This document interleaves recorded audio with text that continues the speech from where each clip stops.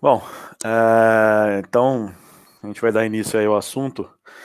Assunto esse bem, diga-se de passagem, bem desafiador, bem complexo. Até ontem estava conversando um pouco com a Glaucia sobre isso. É bastante complexo. Nós, quando fomos preparar o material aqui também, não tivemos dificuldade assim em achar material, mas tivemos dificuldade para conseguir até de certa forma entender bastante do assunto. Por quê? Porque refletindo sobre tudo que a gente leu, sobre tudo que a gente ouviu nas palestras e tudo mais, a gente percebe que a indulgência é algo que, pelo menos a mim, tem faltado bastante, né? É uma virtude, uma das três virtudes aí, a gente vai citar daqui a pouco, é, do espiritismo aí, da doutrina, e eu percebo que eu ainda estou bastante aquém do que essa virtude solicita, né? Então, conto aí com a ajuda de vocês, de todos vocês aí. Por favor, peço que participem, que deem as vossas opiniões, para que a gente consiga deixar o estudo o mais rico possível. E aí hoje a gente está encerrando o capítulo 10, né? A partir da semana que vem inicia-se o capítulo 11 com a Carol Pito, se eu não me engano, se não me falha a memória. E aí no final da aula, faltando aí uns 15 minutos, uns 20 minutinhos para encerrar a aula, nós vamos, tem um vídeo que nós achamos de um doutor, de um médico, que ele fala sobre a questão os malefícios do perdão para o corpo físico, né? Então, até os malefícios de não perdoar. Patrícia me corrigiu aqui. Os malefícios da gente não perdoar, né? Então, quais os benefícios que o perdão traz para nós? Então, se a gente for perdoar, se não for perdoar de coração, que seja para pelo menos tratar do nosso corpo físico, né? Porque a gente sofre muito quando a gente deixa de perdoar. Bom, vamos lá então. Indulgência. O que é a indulgência? Então a gente pesquisou, então eu tenho sempre como praxe, juntamente aqui nessas pesquisas que eu e a Patrícia montamos, toda vez que eu vou preparar alguma coisa, eu preciso saber o conhecimento, entender o conhecimento daquilo, eu sempre tento saber primeiro o que é o significado daquela palavra dentro do dicionário da língua portuguesa, por exemplo, e qual a aplicação daquela mesma situação no nosso caso aqui para a doutrina. Foi assim naquela primeira aula que nós tivemos aí, que eu e a Patrícia ministramos junto a vocês aí, não vai ser diferente dessa. Então a indulgência, segundo o dicionário da língua portuguesa, é um adjetivo e um substantivo de dois gêneros, né? É adjetivo e substantivo de dois gêneros. Indulgência é aquele que ou aquele que tem disposição para desculpar ou perdoar. É clemente, tolerante, benevolente, né?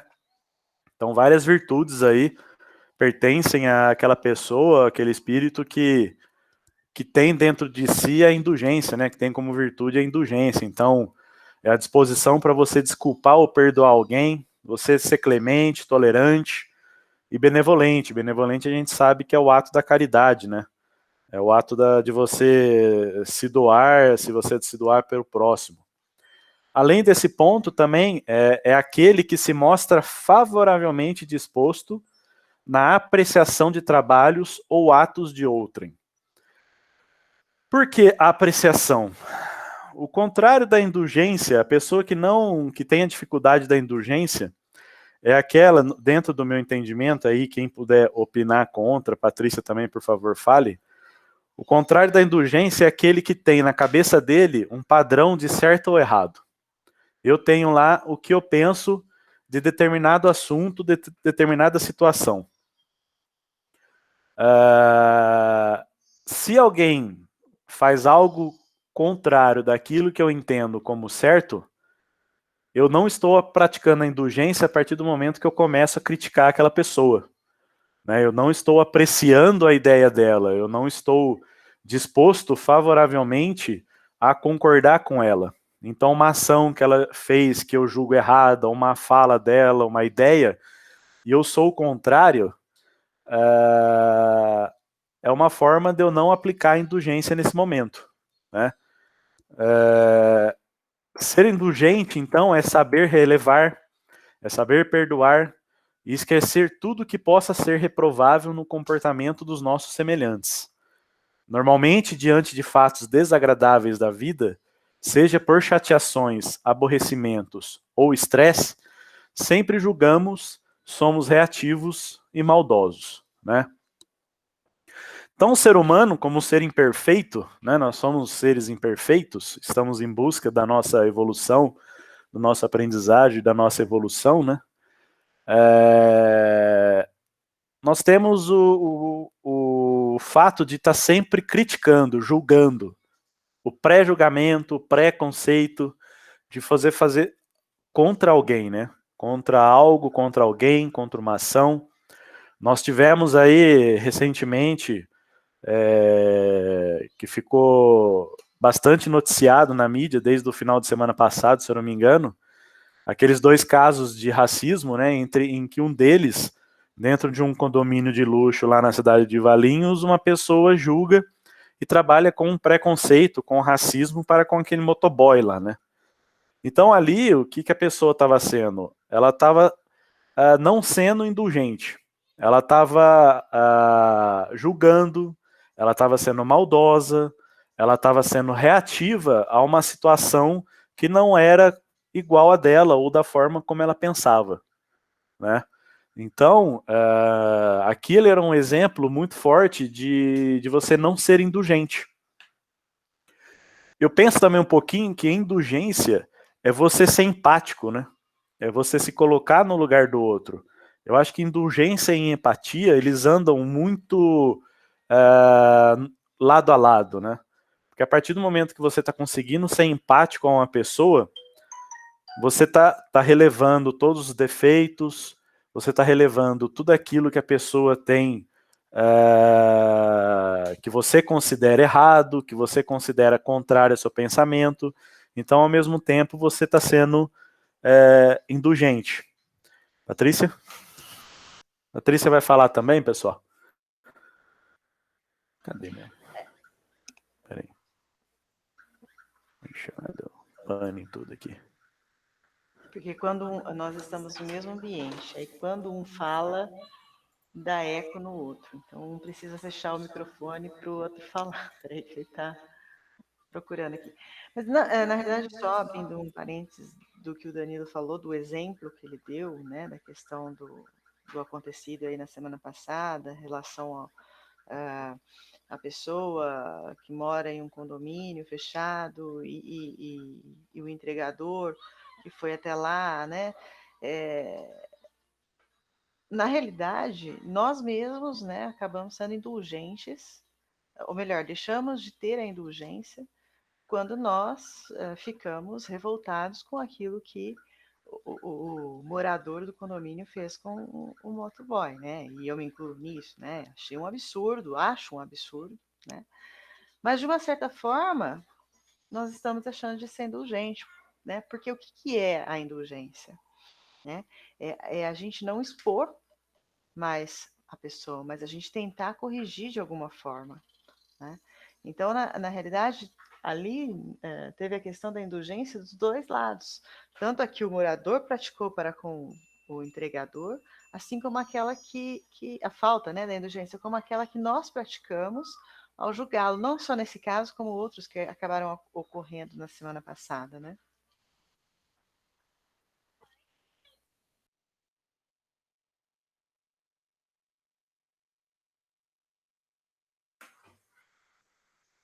Desculpa, gente, a demora, é que eu fico procurando aqui a tela. Tem várias telas abertas aqui. Então, até continuando um pouquinho mais, aí, seguindo aí a apresentação, nós temos o olhar, né, da língua portuguesa, do que nós entendemos. E agora, o que é indulgência segundo o Espiritismo? Né? A indulgência é um dos sentimentos mais elevados que pode ser desenvolvido pelos seres humanos. Caracteriza-se pela compaixão que se demonstra pelo próximo e pelas suas imperfeições. Permite que perdoemos as ofensas que nos atingem. E aí a gente tem aquele trecho, né, do Pai Nosso: perdoai as nossas ofensas, assim como perdoamos a quem nos tem ofendido, né? Então, é uma situação de indulgência também. E a indulgência é uma das 3 virtudes da caridade, né? Então, é a benevolência, a indulgência e o perdão. No item 16, né, do livro segundo o Evangelho segundo o Espiritismo, no capítulo 10, tem lá: Espíritas, queremos falar-vos hoje da indulgência, sentimento doce e fraternal que todo homem deve alimentar para com seus irmãos, mas do qual bem poucos fazem uso. A indulgência não vê os defeitos de outrem, ou, se os vê, evita falar deles, divulgá-los. Então é aquilo que eu comentei no início, né, que a Patrícia também falou agora. Você não ser indulgente é você fazer questão de trazer à tona, de falar para a pessoa aquilo que para você é errado. Mesmo que para você aquilo não seja uma verdade, que você não concorde, não há motivo para você poder julgar, para você poder criticar, né? Então aí, continuando, ao contrário, oculta-os, a fim de que se não tornem conhecidos, se não dela unicamente, e se a malevolência os descobre, tem sempre pronta uma escusa para eles, escusa plausível, séria, não das que, com aparência de atenuar a falta, mais a evidenciam com pérfida intenção. Né? Então, a gente tem que tomar muito cuidado com o julgamento, com o pré-julgamento, com o preconceito, para que você não desmereça o outro, para que você não coloque o outro numa situação de desmerecimento e que traz aí a intenção malévola, né? Então aí no outro parágrafo desse item, a indulgência jamais se ocupa com os maus atos de outrem, a menos que seja para prestar um serviço, mas, mesmo neste caso, tenham cuidado de os atenuar tanto quanto possível. Não faz observações chocantes, não tem nos lábios censuras, apenas conselhos, e as mais das vezes velados. Quando criticais, que consequência se há de tirar das vossas palavras? A de que não tereis feito o que reprovais, vistos que estais a censurar, que valeis mais do que o culpado. Ó homem, quando será que julgareis os vossos próprios corações, os vossos próprios pensamentos, os vossos próprios atos, sem vos ocupardes com o que fazem vossos irmãos? Quando só tereis olhares severos sobre vós mesmos? Né? Então, tem uma frase que de vez em quando eu brinco aqui em casa, a família, os amigos, eu costumo falar, principalmente quando a gente recebe alguma crítica, né? Uma frase bem popular que é assim, né? O macaco senta no rabo para olhar o dos outros. O que significa essa frase relacionada com essa questão da indulgência e sobre esse trecho que a gente leu aqui do Evangelho? Antes de eu pegar e criticar uma ação, uma fala, uma ideia do outro, primeiro eu vou olhar eu mesmo, aquilo que eu faço para ser melhor, aquilo que eu faço para poder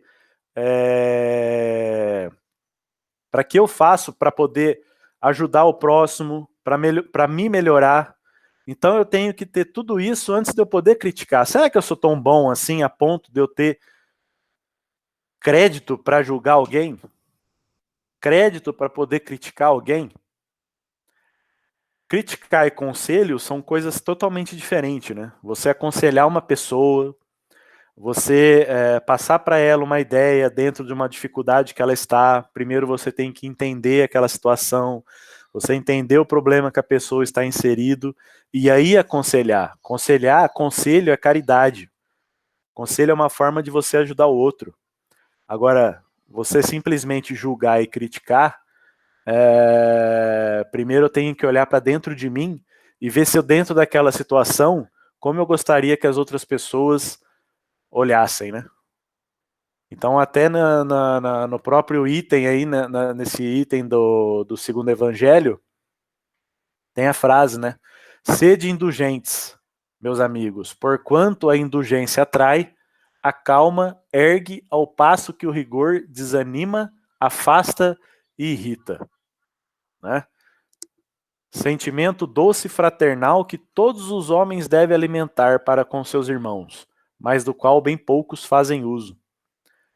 Será que de todo mundo que está aqui hoje na aula, todo mundo faz uso da indulgência? Vocês conseguem ter essa reflexão e aí conseguir analisar, será que eu estou sendo indulgente com o familiar, com o meu marido, esposa, namorado, filho? Né? É lógico que é diferente de você corrigir uma travessura de uma criança, você corrigir ali, você está ensinando, você está trazendo o conceito de moral, do que é certo e errado para aquela criança, para que no futuro, quando adulto, ela não venha a fazer o erro novamente em escala maior. Mas eu acho que a gente deve pensar, né? A gente deve analisar se a gente está sendo indulgente. Aí a Glaucia até colocou aqui no chat, né? Indulgência é a virtude da compreensão. Será que eu sou compreensivo? Será que eu sou bastante compreensivo com as pessoas, com as ideias contrárias a minhas? E aí, Patrícia?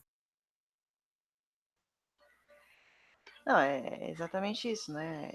A falta da indulgência, ela está muito presente no mundo, né? E ela é uma característica dos habitantes ainda hoje em dia, né? É aquilo que eu falei agora há pouco, eu me enquadro perfeitamente nessa falta de indulgência, né? E a gente está habituado a ver o lado mal das coisas e das pessoas.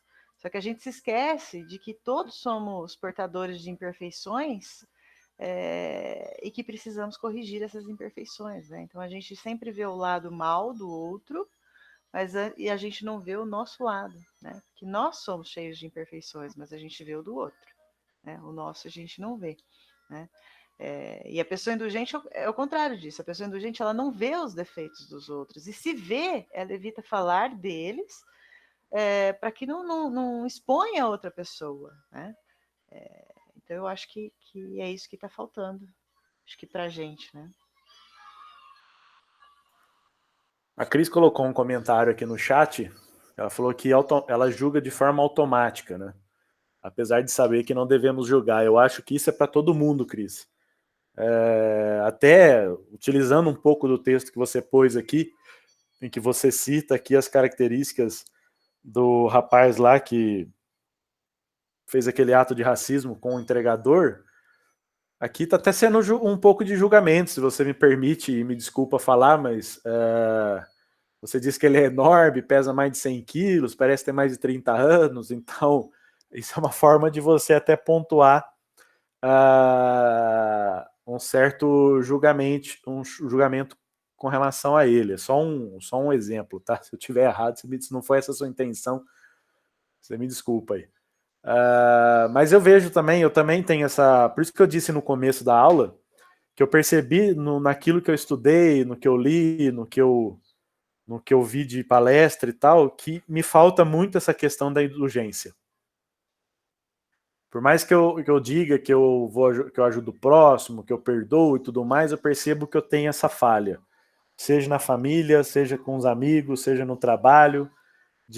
Eu tenho um problema muito sério, por exemplo, com a crítica contrária, quando eu recebo a crítica. Eu não consigo analisar se aquilo está sendo uma crítica construtiva. Eu só acho que aquilo é sempre uma crítica para diminuir a minha pessoa, quanto profissional ou até na questão pessoal. Então eu já saio julgando, já saio criticando, já saio querendo discutir, porque eu acho que aquilo é contra tudo que eu acredito, tudo que eu fiz, tudo errado. Então eu não estou sendo indulgente. Às vezes eu tô com meus pais aqui em casa, já tem aí desde que começou a questão da quarentena, há 4, 5 meses aí, e vira e mexe eu estou apontando alguma coisa do que eles fazem, né? Então eu vejo que é uma questão minha de aprendizado, né?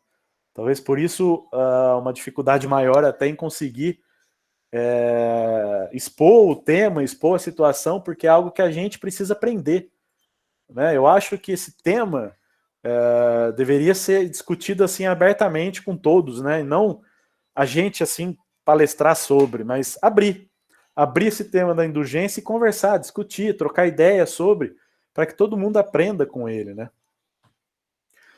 Aí, seguindo um pouco mais, então, conforme consta na codificação espírita, a indulgência implica em quê? Fazer um juízo suave das imperfeições morais e alheias, do que os outros fazem ou são e que parece errôneo. Então, de novo, né? Aquilo que eu coloco como errôneo pode não ser. Às vezes é o meu padrão de conhecimento daquilo coloca uma determinada situação como errônea. A pessoa vai lá e pinta o cabelo de vermelho, um exemplo. Para mim aquilo é um absurdo. Mas não é, não tá me prejudicando, não tá me desfazendo, não tá me diminuindo, mas eu preciso tomar cuidado com esse tipo de julgamento, né? A indulgência é uma questão de valorizar o bem em vez do mal e de temperar com uma certa doçura o próprio refletir sobre o semelhante. Ela se liga diretamente ao raciocínio, ao modo como se processam no íntimo do homem as impressões que ele tem do outro e como ele julga as imperfeições alheias.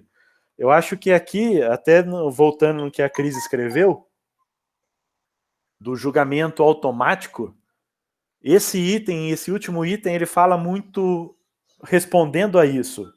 Viu, Cris? A indulgência, ela está ligada ao nosso raciocínio.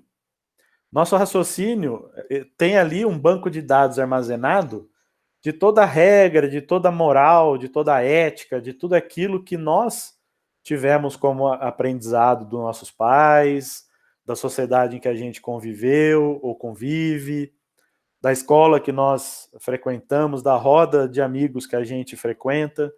Então, toda ela, quando a gente vê alguma coisa, é nesse banco de dados que a gente vai buscar esse julgamento. Talvez o que a gente precisa fazer é abrir um pouco o leque dessas coisas, né? Sempre colocar um termo condicional ali. E se fosse eu? Como que eu queria que as pessoas olhassem para isso? E se fosse eu que estivesse recebendo aquelas críticas, tudo aquilo que estão falando, né? Na verdade, eu acredito que todo mundo aqui já passou por uma situação nesse sentido de ser alvo dos olhares invejosos, dos olhares maldosos dos outros, né? Exato. Patrícia até deu risada aqui. Eu já passei por isso no passado, né? Nós dois passamos por isso no passado, ao mesmo tempo, por questões particulares que não vêm ao caso, mas a grande maioria conhece. Então, a gente já sentiu muito na pele a falta de indulgência do outro, né? Só que mesmo assim, eu acho que a gente ainda peca por não aprender com as situações que a gente passou, né? Então é por isso que a gente é muito imperfeito mesmo.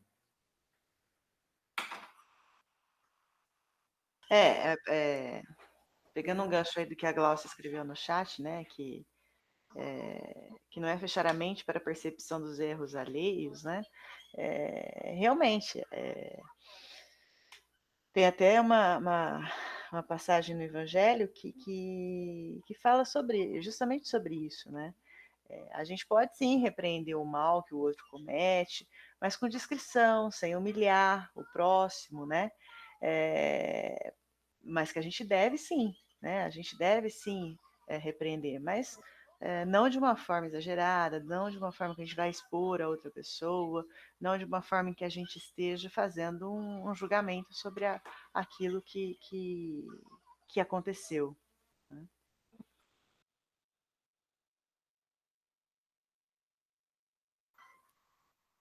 Até no item 17 desse mesmo capítulo aí, né, do capítulo 10, ele fala lá, sede indulgentes com as faltas alheias, qualquer que elas sejam. Não julgueis com severidade, senão as vossas próprias ações, e o Senhor usará de indulgência para convosco, como de indulgência houverdes usado para com os outros. Sustentai os fortes, animai-os à perseverança, fortalecei os fracos, mostrando-lhes a bondade de Deus, que leva em conta o menor arrependimento. Mostrai a todos os anjos o anjo da penitência estendendo suas brancas asas sobre as faltas dos humanos e velando-as assim aos olhares daquele que não pode tolerar o que é impuro. Compreendei todos a misericórdia infinita de vosso Pai, e não esqueçais nunca dele dizer, pelos pensamentos, mas sobretudo pelos atos. Aí até o trecho lá da prece, né? Perdoai as nossas ofensas como perdoamos aos que nos hão ofendido. Compreendei bem o valor destas sublimes palavras, nas quais não somente a letra é admirável, mas principalmente o ensino que ela veste. Que é o que pedis ao Senhor quando implorais para vós o seu perdão? Será unicamente o ouvido das vossas ofensas, ouvido que vos deixaria no nada, porquanto se Deus se limitasse a esquecer as vossas faltas, ele não puniria, é exato, mas tampouco recompensaria. A recompensa não pode constituir prêmio do bem que não foi feito, nem ainda menos do mal que se haja praticado, embora esse mal fosse esquecido. Pedindo-lhe que perdoe vossos desvios, o que lhe pedis é a favor de suas graças, para não reincidir neles. É a força que necessitais para enveredar por outras sendas, as da submissão e do amor, nas quais podereis juntar ao arrependimento a reparação. O assunto é complexo, gente. A gente tem que respirar fundo. A Glaucia, repetindo o que a Glaucia colocou aqui, né, que a Patrícia falou, a indulgência, acredito, não é fechar a mente para a percepção dos erros alheios, o que seria anular as capacidades que fomos dotados.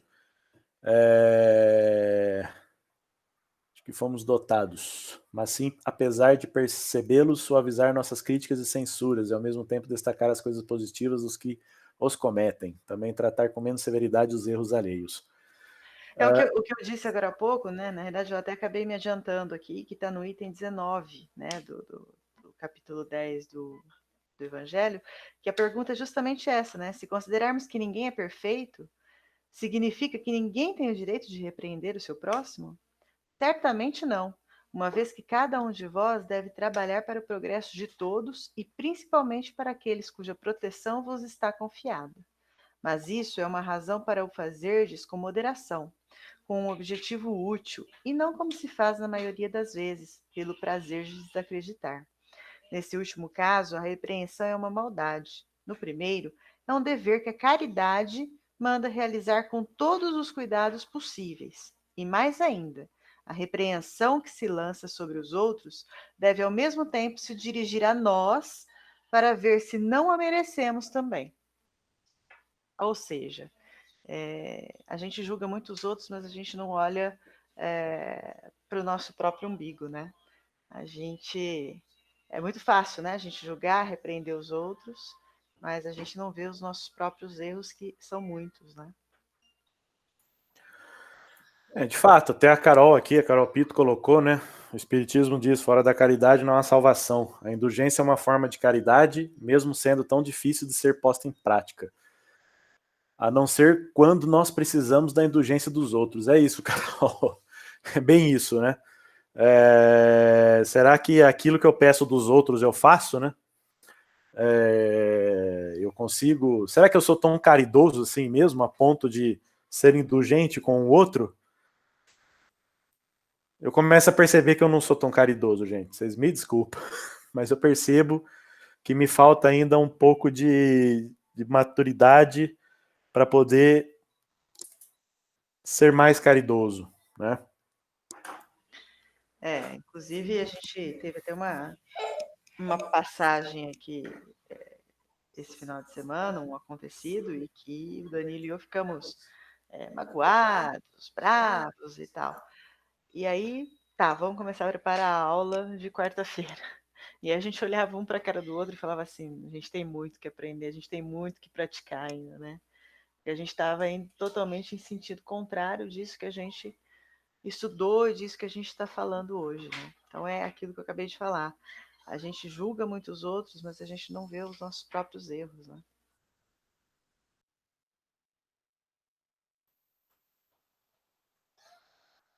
Bom, aí, continuando, nós retiramos 3 perguntas do livro dos Espíritos. Até uma das perguntas nós também usamos na primeira aula que nós demos aí, porque eu acho que ainda tem muito a ver, né? Porque o capítulo todo, esse capítulo 10 todo, ele fala somente do perdão. Indulgência é uma forma de perdão, porém sem o julgamento.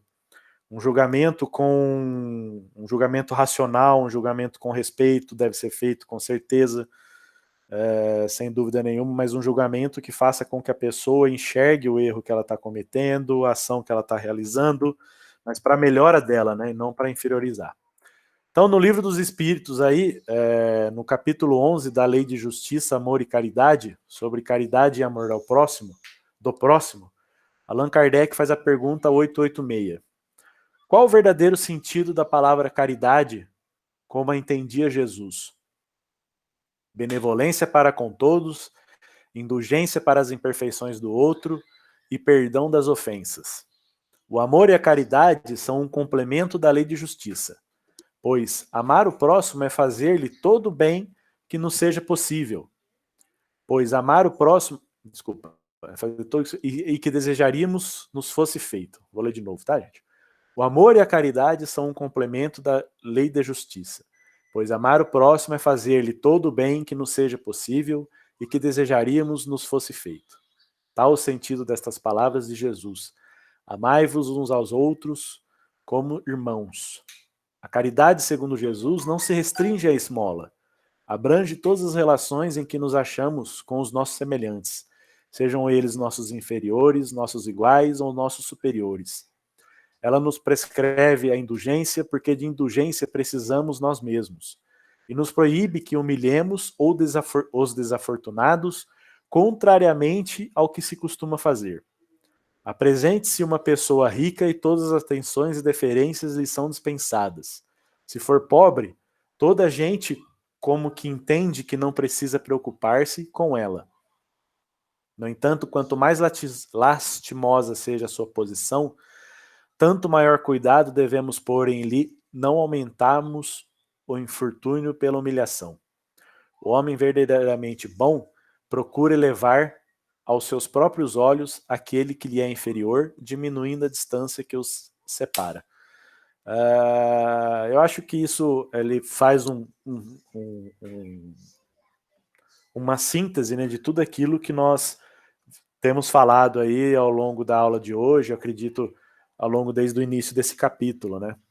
Então, jamais tratar o nosso semelhante como uma pessoa inferior. Jamais tratar a ação ou o ato daquela pessoa como algo errado quando foge do nosso padrão de regra, da nossa compreensão.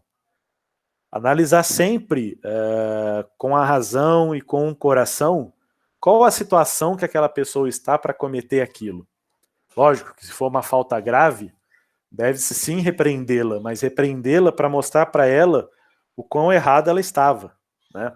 Tem uma frase do Sérgio Cortella, do Mário Sérgio Cortella, que eu quando coordenava lá no Senac, trabalhava lá no Senac, e agora mesmo no meu atual emprego eu converso bastante com o pessoal lá, eu falo para eles, né? Cortella diz assim: aplauda em público e chame atenção no individual. Então, eu posso, no momento em que a Patrícia ou eu cometi algum ato falho, não tem por que eu expor para todos aqueles que querem saber o ato falho. Não. Dentro de uma situação entre eu e ela, ou ela e eu, nós sentarmos, conversarmos, dialogarmos, entendermos aquilo e aprendemos com aquilo. Né? Então, o julgamento Ele deve sim existir, lógico, senão a justiça se faz através do julgamento, assim como a injustiça também.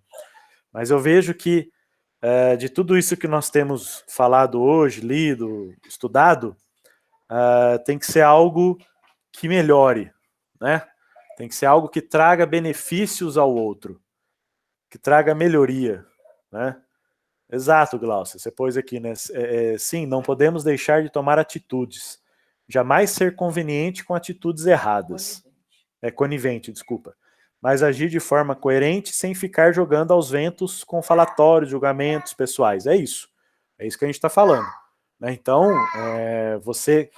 Ô, gente, vocês estão ouvindo uma vozinha no fundo? É que tem mais uma pessoa aqui na aula, tá? É o Thomas. Então é isso, né? Você trazer, você dialogar com aquela outra pessoa de forma com que ela entenda que aquilo foi uma atitude errada. Mas antes de você chegar e dizer que ela estava errada, você deve compreender e entender o porquê que ela fez aquilo. Se aquilo realmente, dentro da situação em que ela vivia, foi uma atitude errada. Ou pode ter sido uma atitude desesperada. A gente não sabe. Glaucio, a primeira palestra online dele mesmo. Tá aqui participando. É bom que ele vai aprendendo também já. Quando a gente for corrigir ele, ele vira assim, você não está sendo indulgente comigo. Vamos lá. Outra pergunta que nós retiramos aí do Livro dos Espíritos. Foi a Cris, verdade. Desculpa, Cris, confundi com a Cláudia. Com a Glaucia. No Livro dos Espíritos, capítulo 12, da perfeição moral, sobre as virtudes e os vícios, Allan Kardec faz a pergunta 903. Inculpa o homem por estudar os defeitos alheios? Incorrerá em grande culpa se o fizer para criticar e divulgar, porque será faltar com a caridade. Se o fizer para tirar daí proveito para evitá-los, tal estudo poderá ser-lhe de alguma utilidade.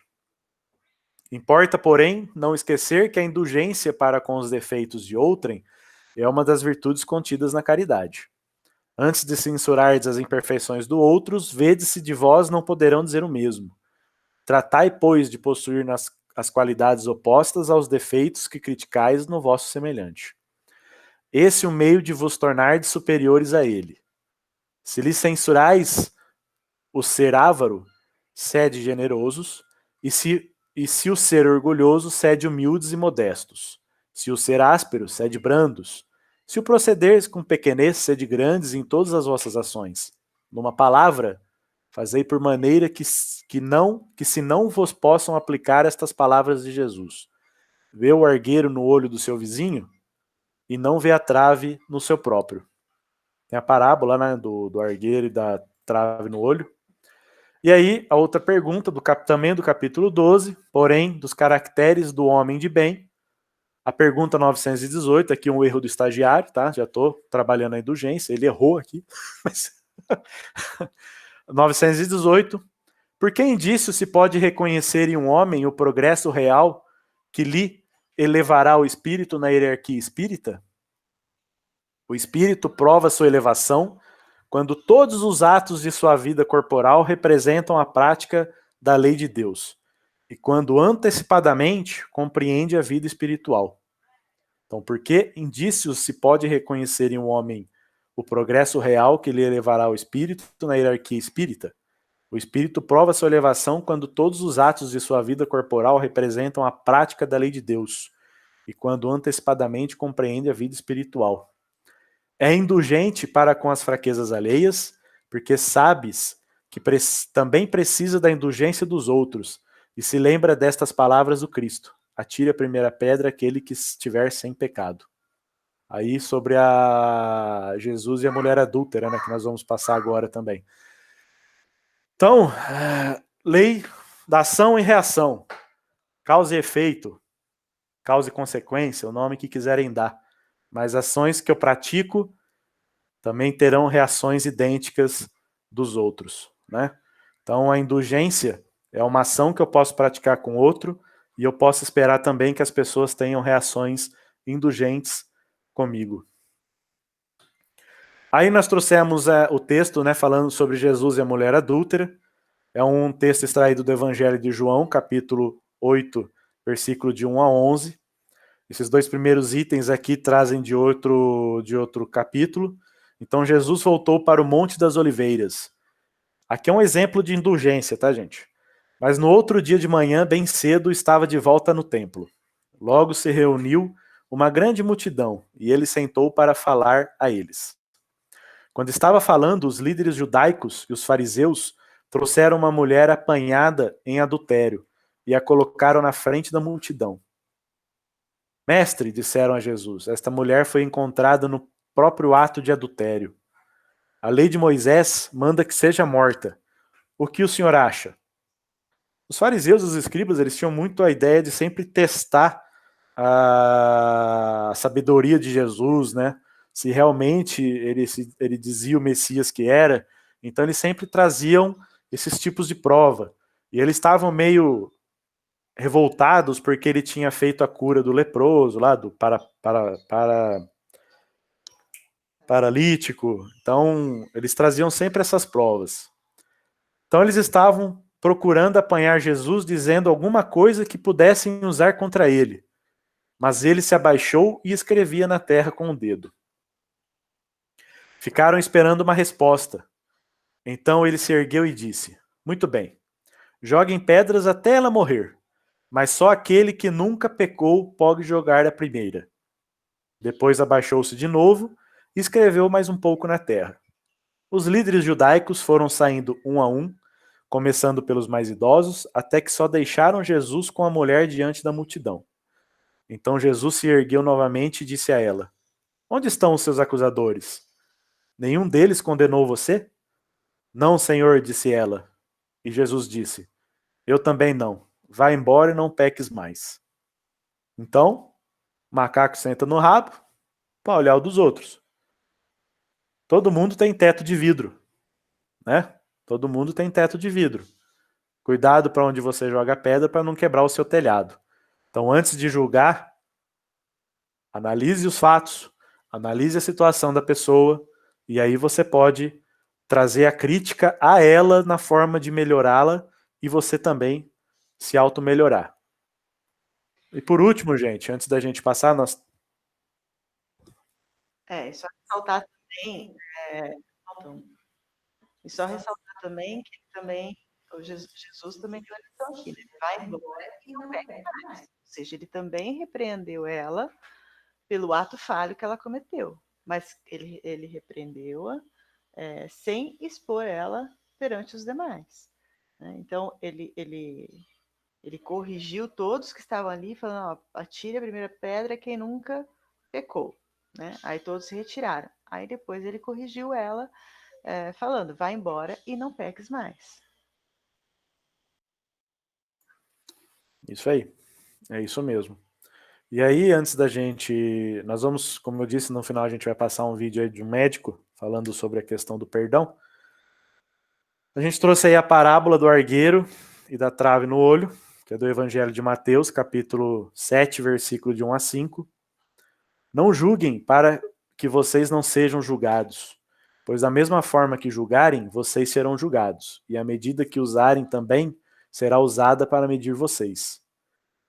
Por que você repara no cisco que está no olho do seu irmão e não dá conta da viga que está no seu próprio olho? Como você pode dizer ao seu irmão, deixe-me tirar o cisco do seu olho quando há uma viga no seu? Hipócrita, tire primeiro a viga do seu olho e então você verá claramente para tirar o cisco do olho do seu irmão. Então aí são dois exemplos, né, duas situações que aconteceram.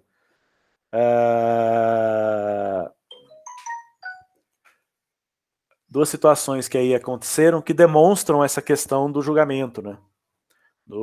De como eu estou para poder julgar o outro. Que pé que eu estou para poder julgar o outro.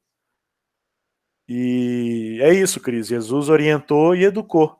E ele não foi diferente, ele deu a educação e a orientação. Exatamente, concordo com você. Então, gente, sobre a indulgência, era isso que a gente queria trazer para vocês. A indulgência, você ser indulgente é você julgar com coerência, você analisar a situação, você ser crítico, mas que traga a melhora, que traga o crescimento daquela situação, mas analisando sempre os fatos. E tomando muito cuidado para você não menosprezar o outro, você não diminuir, inferiorizar o outro, tá? Porque, com certeza, o maior ato falho quem está cometendo é você, e não o outro que às vezes teve uma atitude errada, tá? E aí nós vamos agora, antes de encerrar, nós temos ainda 10 minutos? Nós temos aí 10, 15 minutos para encerrar. Como finalização desse capítulo, nós encontramos uma palestra, 18 minutos aqui no máximo, se me permitirem ultrapassar um pouco o tempo, do Dr. Álvaro Avezum. Nós recebemos uma vez pelo WhatsApp um vídeo curto dele falando sobre o mal que o perdão faz à nossa saúde, e aí nós encontramos esse vídeo um pouco mais completo. O mal que o não perdão faz à nossa saúde. Obrigado, Patrícia, pela correção. Senão, o que seria de mim sem você? E aí eu gostaria de compartilhar com vocês, todo mundo puder ouvir aí, e se não fazermos o bem pelo nosso espírito, fazermos o bem pela melhora do nosso corpo físico. Até rimou, gente.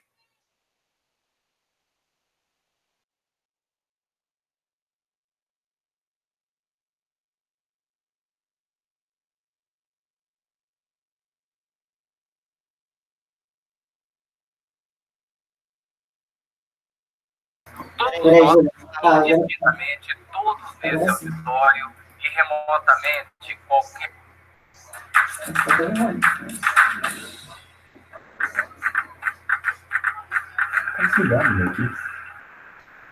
Todos nós, indistintamente, todos nesse auditório e remotamente qualquer ser humano nesse planeta, ou nós conhecemos circunstâncias alheias, ou nós passamos por situações onde nós vamos dizer: não consigo perdoar, estou magoado, fiquei ressentido. E o oposto disso, indivíduos com resignação, um bom enfrentamento, gratidão, enfim, sentimentos edificantes. E isso tem a ver com a ciência, isso tem a ver com a pesquisa, ou melhor, com o adoecimento do coração. 2 pontos, tudo. E nessa jornada de alguns minutos, nós vamos compartilhar com vocês ideias que a ciência tem que se ocupar para, eventualmente, traçarmos sugestões transformadoras para a nossa saúde com base no modelo que anteriormente não havia sido pensado.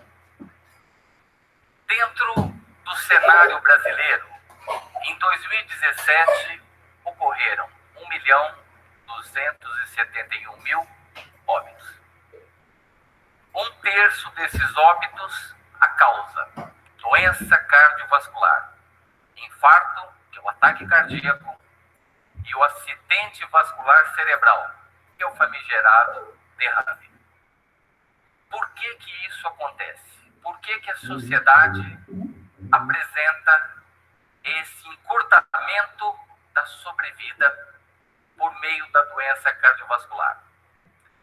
Tem um modelo muito bom, muito prático, que explica o nosso adoecimento. É chamado de transição epidemiológica. O indivíduo sai da zona rural, ou de uma cidade pacata, pequena, e vai para a cidade ou uma cidade mais agitada. Quando isso acontece, o benefício inicial é claro: vacina, sanitação. Mas a partir da vida nesse ambiente tóxico, nós passamos a alterar a nossa alimentação, sedentarismo, tabagismo, e até esses 3 vocês devem estar pensando: eu já sabia. Não está falando nada de novo. E vem um 4º elemento: forte carga estressora. Seja no ambiente doméstico, seja na sociedade, seja no trabalho.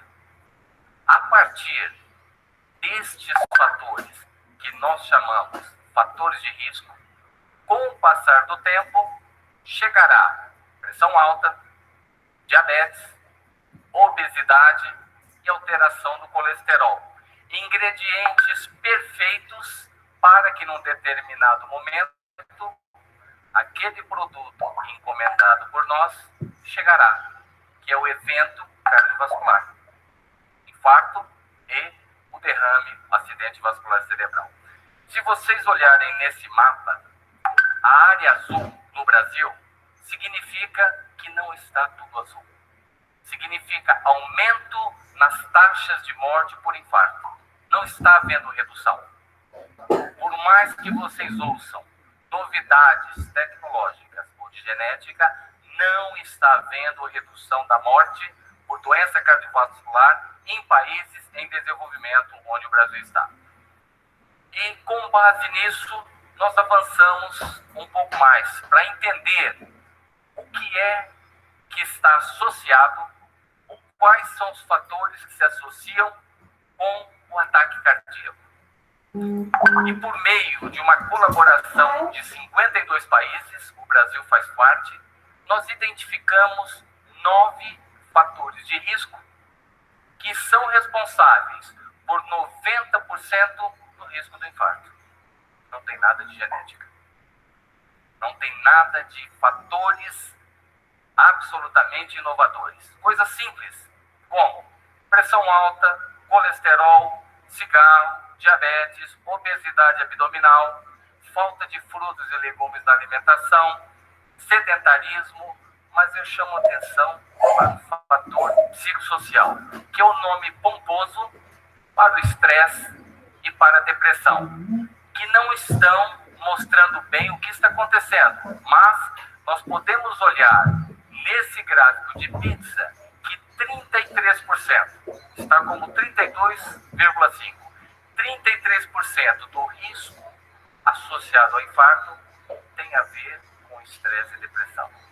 Equivale a dizer que se nós gerenciarmos estresse e depressão, se nós melhorarmos o nosso enfrentamento na nossa vida de relacionamento, conosco mesmos, com a família, no trabalho e na sociedade, nós evitaríamos 1/3 do total de infartos. Portanto, 400 mil infartos por ano no Brasil. 1/3 seria mais ou menos 140 mil a menos. Mas olhando estresse e depressão, nós temos que pensar o seguinte: pesquisador sempre tem que duvidar daquilo que ele está fazendo. Tem que deixar pelo menos 10% dele dizendo assim: tudo isso aqui não é suficiente para explicar por que adoecemos, por que temos ataque cardíaco, por que temos derrame. E pensando assim, vem aquela palavra da mudança do modelo que explica o adoecimento. O que nós temos hoje é muita tecnologia para tentar compensar ou complementar um modelo que talvez não explique apropriadamente por que o indivíduo adoece, especificamente do ponto de vista cardiovascular. E nessa linha, nós temos o fator chamado espiritualidade. Silêncio, né? Espiritualidade. E nesse ponto, eu preciso definir o que não é espiritualidade. Quando falamos em religião, é um sistema de crenças, dogmas, práticas, que o ser humano, quando tem, tenta acessar o que é sagrado, transcendental. Não é sobre isso que eu estou falando.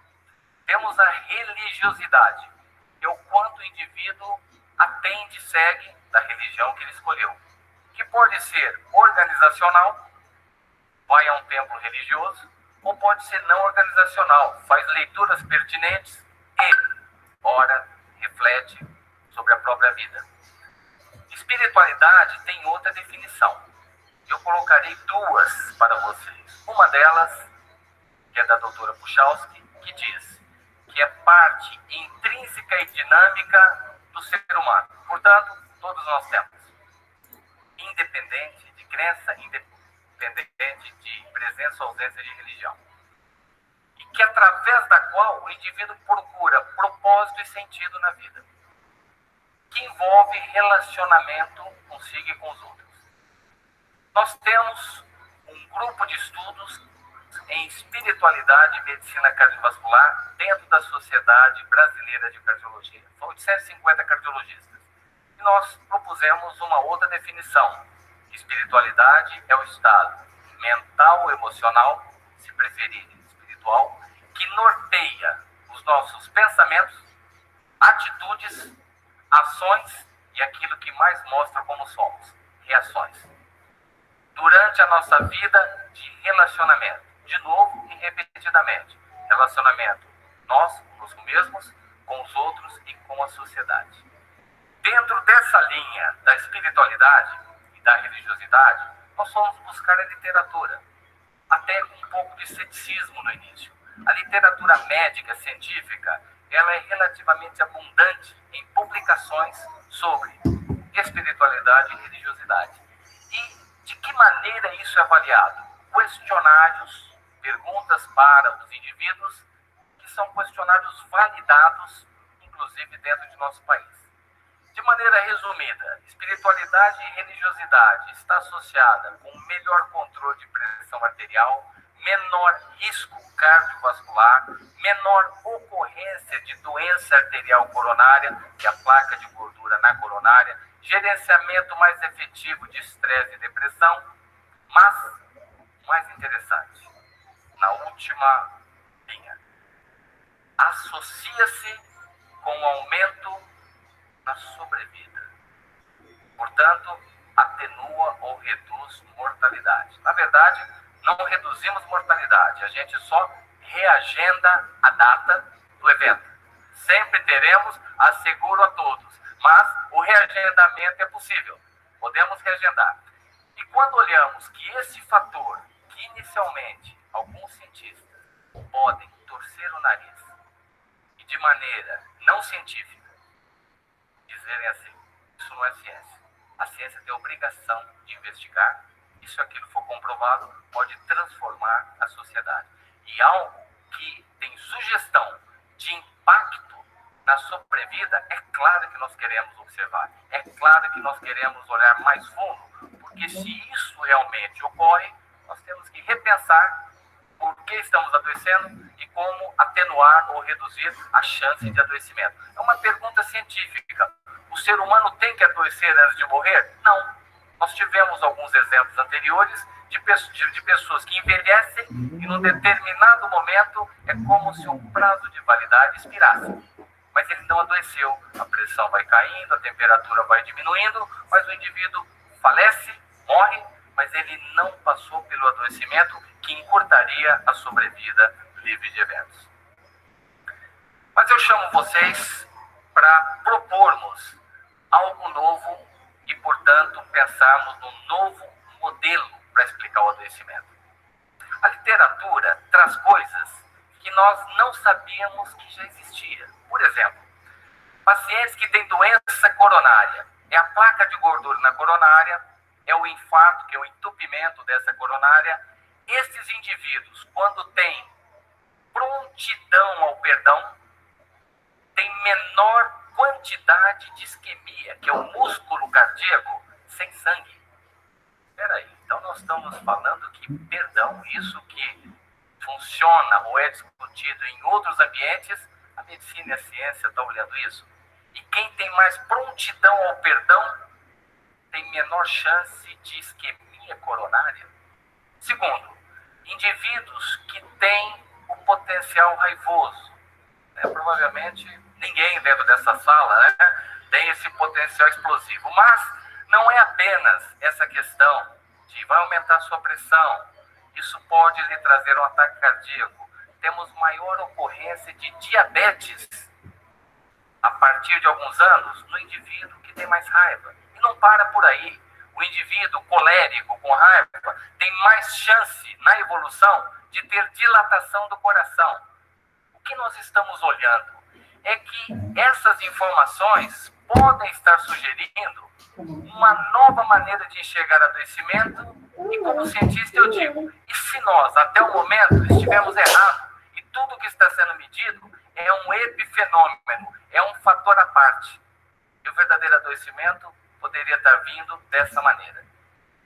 E se pegarmos a totalidade dos estudos que tem um questionário avaliando religiosidade e espiritualidade, tem aquela redução nas taxas de mortalidade.